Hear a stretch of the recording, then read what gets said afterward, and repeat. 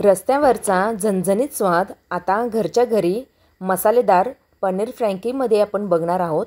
ही एकदम चटपटीत अशी रेसिपी आहे आणि घरच्या घरी खूप छान अशी होते। नमस्कार, सिम्पली कुक विथ पल्लवीच्या किचनमध्ये पुन्हा एकदा तुमचं खूप आणि खूप मनापासून स्वागत आहे।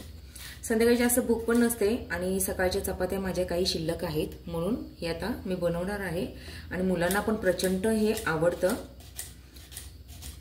आपल्याला इथे 3 कांदे असे उभे छान चिरून घ्यायचेत। अशा आपल्याला उभे असे हे चिरून घ्यायचे आहेत। कांदा छान लागतो ह्याच्यात, तुम्ही थोडं जास्त टाकला ना तरी पण चालेल। खूप पटकन होते आणि भाजी पण काय बनवायची किंवा संध्याकाळची अशी जास्त भूक नसते, म्हणून असं काहीतरी पौष्टिक आणि मुलं पण छान अशी आवडीने खातात। रोज रोज 30 भाजी चपाती खाऊन पण ते कंटाळतात। 2 आता आपल्याला टोमॅटो हे छान असे उभे चॉप करून घ्यायचे। इथे ना आता मी एक 6-7 आहे ना लसणाच्या पाकळ्या घेतलेल्या आहेत आणि एक छोटासा तुकडा आहे ना आल्याचा घेतलेला आहे। हे आपल्याला छान असं वाटून घ्यायचं आहे। रफली वाटलं तरी चालेल, जास्त काही ह्याचं पेस्ट बनवायची अशी काही गरज नाहीये। छान आपलं वाटून झालंय हे। तुम्ही पनीर जास्त पण टाकू शकता किंवा कमी पण टाकू शकता, ही तुमची इच्छा आहे। पण या रोलमध्ये पनीरची चव खूप छान लागते। आपल्याला असे ना उभे उभे स्लाइस ह्याचे छान असे करून घ्यायचे, तुम्ही बघू शकता।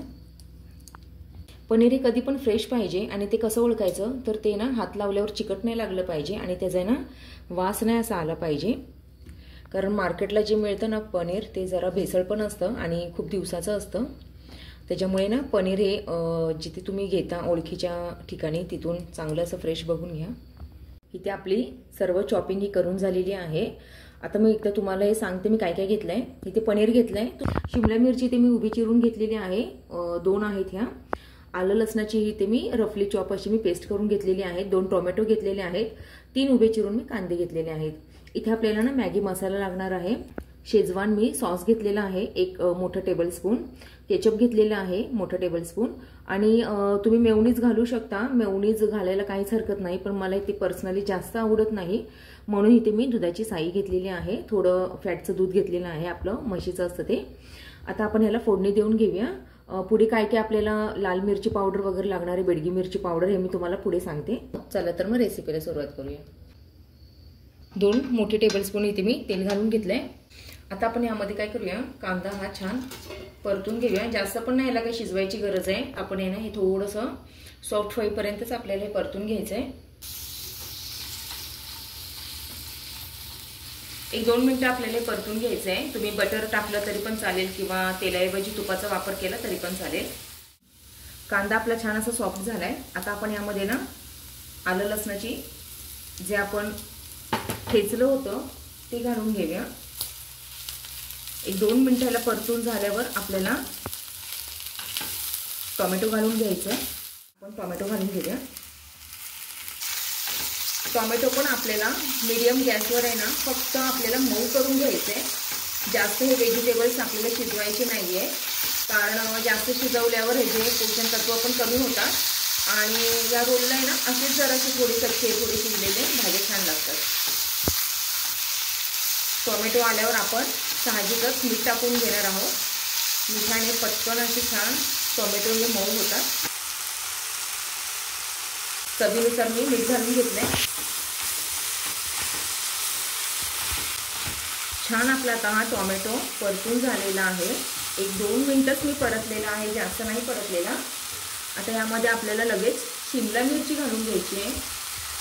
आता शिमला मिरची थोडीशी कडक असते, ह्याला थोडंसं मऊ होईपर्यंत किंवा थोडंसं शिजेपर्यंत आपल्याला हे परतून घ्यायचं आहे। लगेच ही मऊ होते, जास्त वेळ नाही घेत। आता ह्याला 5 मिनिटं आपण परतून घेऊया, जोपर्यंत शिमला मिरची छान अशी मऊ होत नाही तोपर्यंत। आता यामध्ये ना आपण पनीरचे जे उभे आपण काप केले होते ते आता घालून घ्यायचे। सगळ्यात शेवटी आपल्याला पनीर घालायचं आहे। पनीरला काही शिजवावं लागत नाही, लगेच ते असे मऊ होतात। 1-2 मिनिटं आपण हलवून घेऊया आणि ह्याच्यात आता आपण आहे ना जे सॉसेस काढले किंवा आपल्याला जे मसाले टाकायचे आहेत ना थोडेसे लाल मिरची पावडर वगैरे ते आता आपण लगेच घालून घेणार आहोत. इथे शेजवान चटणी घालते मी थोडी चवीनुसार आपली. 1 मोठा टेबलस्पून आहे. केचप घालते मी. छान आपण हे ना मिक्स करून घेऊया.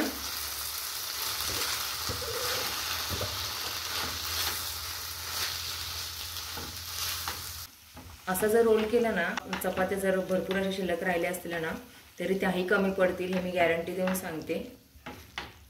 यामध्ये ना आता आपण फ्रेश क्रीम घालून घेऊया.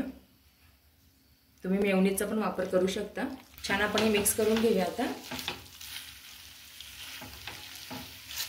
यामध्ये आता आपल्याला बेडगी मिरची पावडर टाकायची आहे, म्हणजे कलर पण खूप छान येतो ना. तुम्ही हिरवी मिरची पण थोडी चिरून टाकली ना तरी चांगलं लागेल. आणि कोणत्याही तुमच्या घरात ज्या भाज्या असतील, गाजर वगैरे ते टाकलं ना तरी पण चालेल, छान लागणार. लाल बेडगी मिरची पावडर इथे मी घालून घेतलेली आहे. आणि तुम्ही बटाटा पण वापरू शकता याच्यामध्ये. ज्या पण भाज्या अवेलेबल असतील तुमच्याकडे त्या सर्व टाकल्या तरी पण चालेल. स्वीटकॉर्न टाकलं तरी पण चालेल.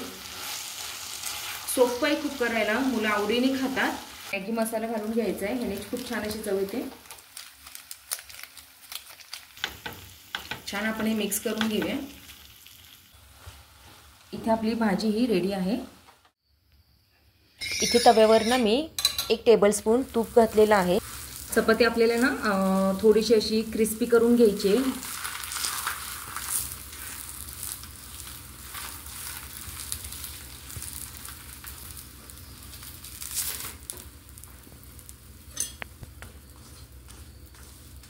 यामध्ये ना आपल्याला भाजी फिल करून घ्यायची आहे.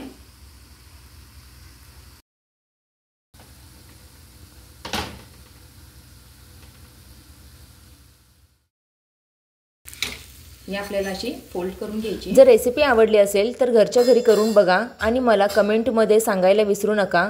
असेच आणखी स्वादिष्ट रेसिपी पाहायच्या असतील तर चॅनलला सबस्क्राईब करा. चला तर मग भेटूया अशा एका छानशा नवीन रेसिपीमध्ये. तोपर्यंत खा, प्या आणि आनंदित राहा.